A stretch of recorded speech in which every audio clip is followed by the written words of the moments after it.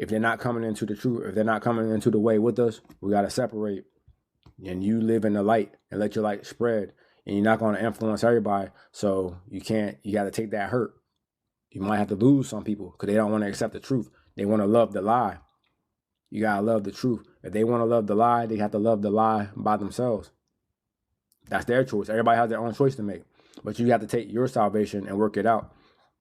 And everybody has a realm of influence. So when you don't do what you're supposed to do, then you're negatively influencing somebody else.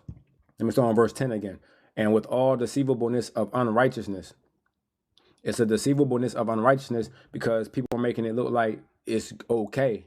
What they say, in the latter days, they will call good bad and call bad good. That's the deceivableness of unrighteousness.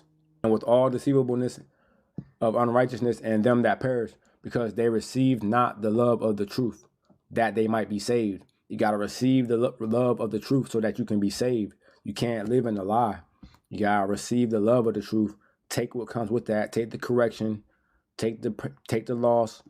Whatever you're losing is just strengthening you. It's just like when you're working out and you lose weight, you lose fat, you lose, everything that's bad in your body, and you gain muscle, you gain health, you gain strength. It's the same thing with the love of the truth.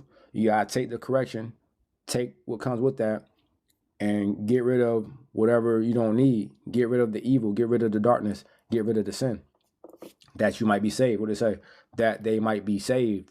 Verse 11, and for this cause Elohim shall send them a strong delusion, that they should believe a lie. A lot of people are under a strong delusion. That's these different religions, all these different theories, all these different philosophies. That's the strong delusion. You got your mind wrapped up in it. You leaning on your own understanding. You're leaning on other people's understanding. That's a strong delusion. You letting people make something sound good to you and put it in a way where it makes sense to your logical mind, when the word is not logical. The word is spiritual. Wisdom is spiritual. You gotta have faith. Without faith, it's impossible to please him. So if you don't have faith, you're not going to understand the word. You get the revelation with your faith. It's not going to make sense. Everything don't make sense to your mind because his ways are not our ways and his thoughts are not our thoughts. It's not going to make sense at first. That's why you have to be transformed by renewing your mind. That's why some people think they're not ready yet because they don't understand. You're not going to understand until you have faith. You got to have faith first. You're not going to know everything about the word and have a logical understanding of the ways of Yahuwah, and then you're going to be, okay, now I'm ready to live this life. It don't work like that. You got to have faith first.